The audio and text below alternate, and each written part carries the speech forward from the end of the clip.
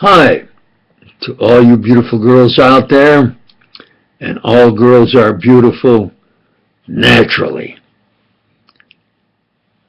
I want to thank any that appreciate what I have achieved and am achieving and strive to continue to achieve, really.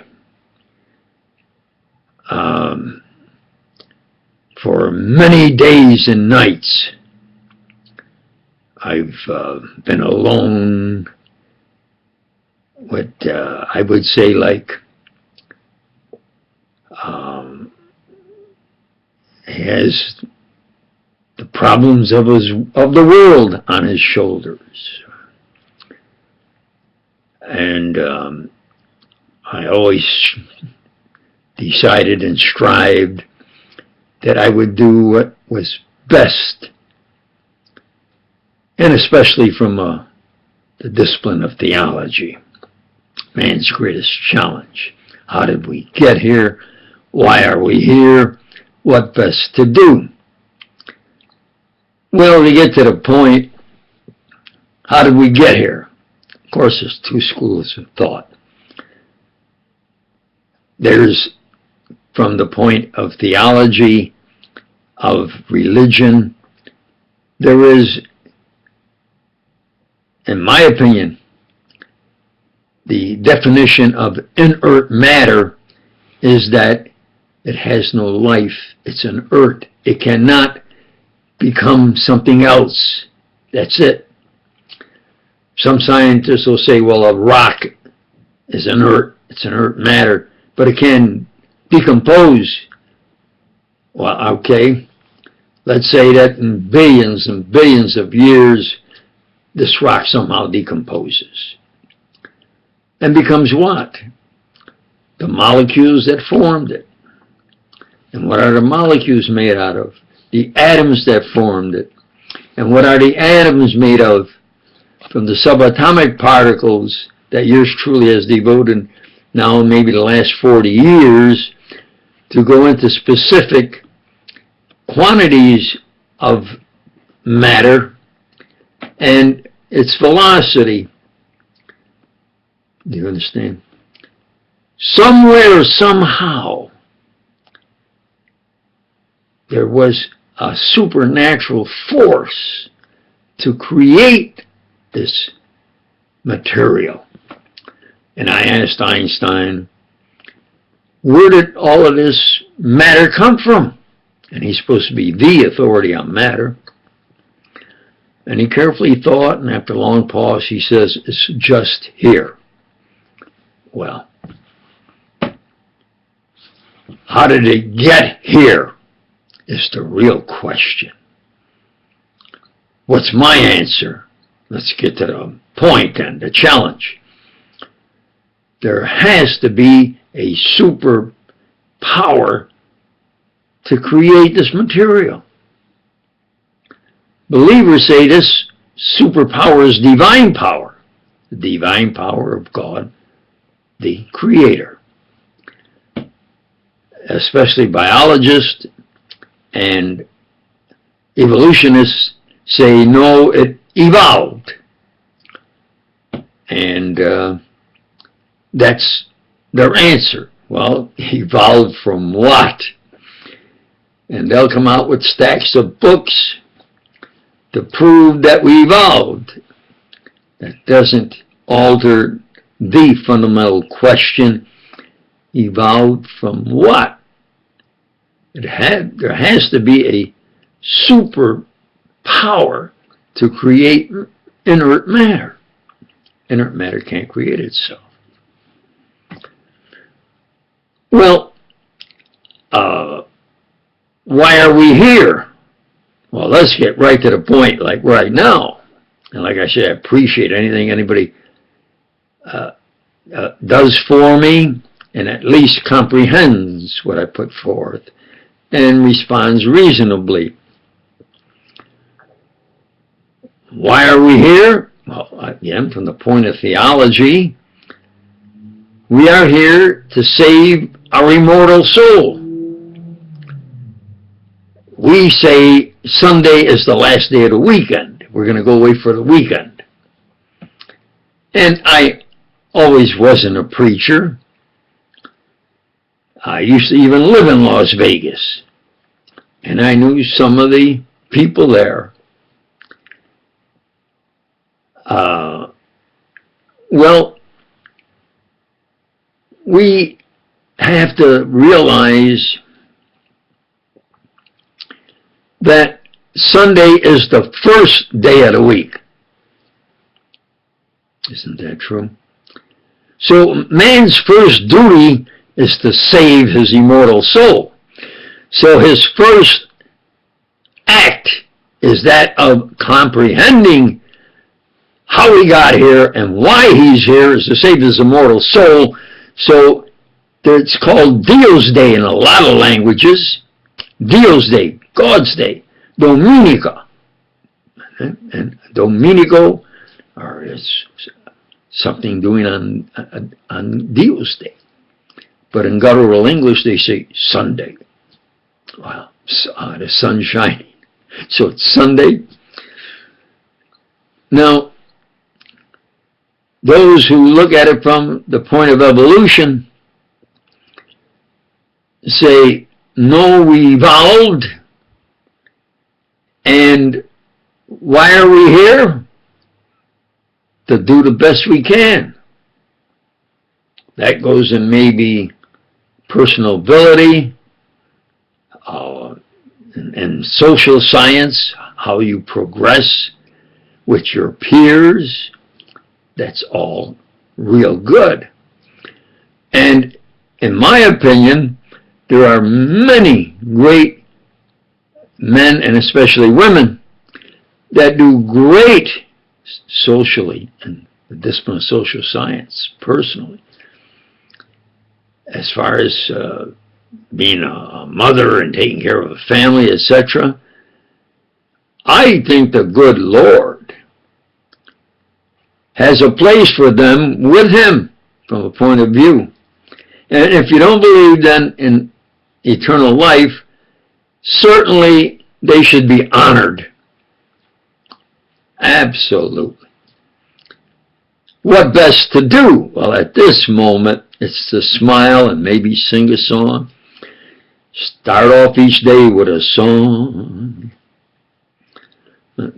Blue skies smiling at me, nothing but blue skies do I see. Now, I think it's good to be romantical. Yes, of course. Have more romantics. Certainly put forth what's good in making life better for you beautiful girls. Well, is there romantic words and poems and songs? Well, there's the sweet song about Sweet 16. Well, that's the age of high school when you dream of what you can do. Legally, it's 18. And personally, I don't have anything to do unless it's at least 21 plus. And legal in all states and all countries. That's just my personal opinion and preference, if you please. So the love song, I love you as I never loved before, since first I saw you on the village green. Come to me, and my dream of love is all, for I love you as I loved you when you were sweet, 18. I have to say at least 18. If it rhymed to 21, I'd say 21, even plus. Let's see, what rhymes with 50? I think girls should maybe think of when the man looked at them sort of at their peak, when they thought like real in a swinging, affectionate mood. It might be difficult as you get, you put on age and weight and so forth, routine. But you have the freedom of thinking back and thinking the way you want to think.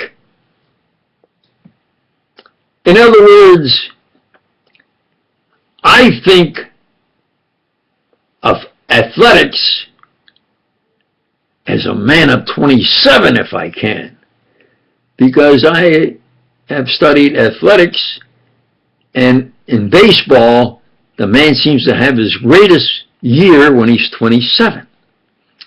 Joe DiMaggio set his greatest records when he was 27. And I used to study him when I went to school near New York, and I go early and watch them practice, and from a scientific point of view, study baseball. And he was the best baseball player. He did everything really sort of with perfection.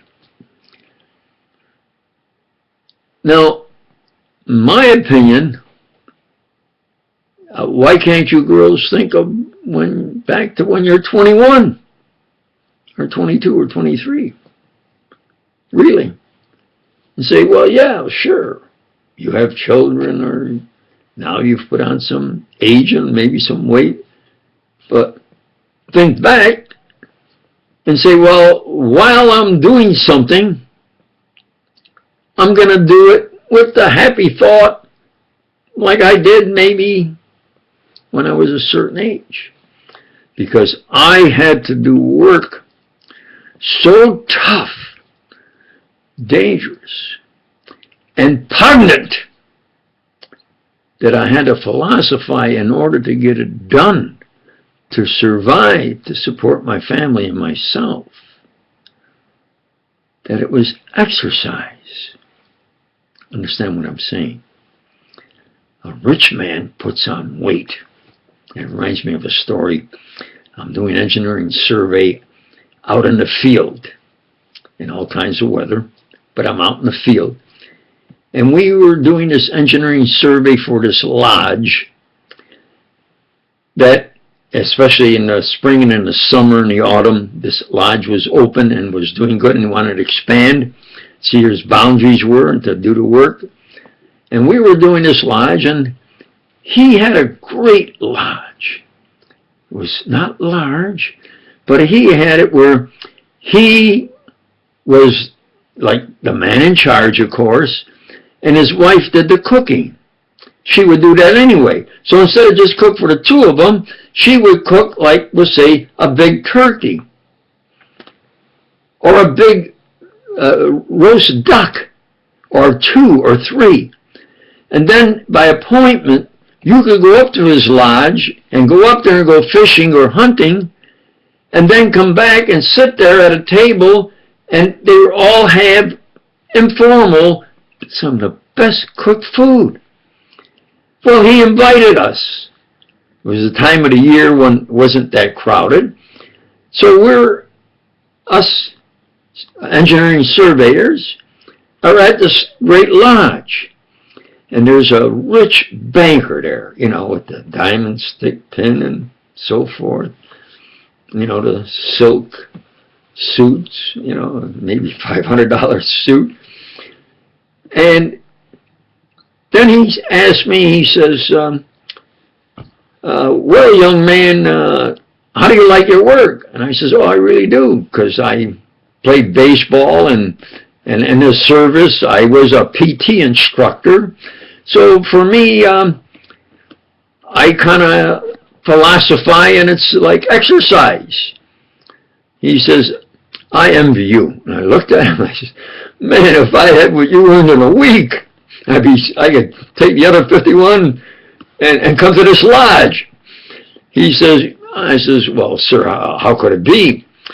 He says, I work in a bank, and I've worked there for 20 years. And on the 20th years, I says, you've got to get me a picture window. And I didn't understand. He says, every day for 20 years, all I see is four walls. He says, I count money, and everybody says I'm rich and I got money. He says, but all I see is four lousy goddamn walls. He says, so I told him, either you get me a picture window or I'm going to retire. So he says, you know what those darn Sharpies did out of New York? I says, what, sir? He says, they came in there and they built, like there was a window, but it was a picture of what I would see if I looked out the window. He says, by safety rules, we cannot have a window. He says, so what can I do? So I well, yeah, see, there's a man that most men would say, wow, if I could earn what he does, look, he's a big banker. He said, and then he said, all I look forward to is almost as soon as I get back, after 1 week in that office, he says, I start thinking of getting back to this lodge and he had 3 weeks. He says, I know I get 3 weeks vacation. He says, this is what I live for. So I was in areas, and especially other countries, stranded, broke, and had to survive. Did work that was risky and repugnant. And I said, I'm going to philosophize. I'm going to exercise. Because some of the fat bankers, well, let's say bankers are overweight, they have to go to a gym and pay top money to exercise. But look at this. I'm exercising and they're paying me. And that's the way I would go at it, to survive and to get through the day and the week, and until I could get a position where it was more of a say of what I had studied and wanted to be. So there is the saying about, they found that women who lived near railroad tracks, I did a little study of it because there's a railroad track down at the end of my street. It used to be like a cul-de-sac, but now it's grown, so it's a bigger city. And I can just hear sort of the hum of the train. And they made a study that the women who get boredom of doing kitchen duties enjoyed the hum, the railroad coming by and honking his whistle, so maybe you play music, or the TV, you have to kind of like watch it, but there's a lot of music on TV stations. So few seldom, I think they're in the highest number. You get music and all kinds of music, cowboy music, because I like to sing, oh, give me a home where the buffalo roam, and the deer and the antelope play, where seldom is heard a discouraging word, etc. So, my opinion and suggestion is you use a little philosophy and say, well, I'm going to listen to music or think back and so forth, and challenge yourself. In a moment, to my surprise, poetry is really self-rewarding, because they told me, I don't think you're going to be a good candidate, especially for a high political office. And I said, why not? Well, you're not tall, and your speaking voice, and I added personally, then if I have to submit a written poem on the spot, my spelling is not too good. if you're going to consider that too. And he said, well, yeah, and you're in the field of literature. You talk about you have achievements in various disciplines. In literature, you're lacking. Well, I'm going to give a little study to this, what literature is.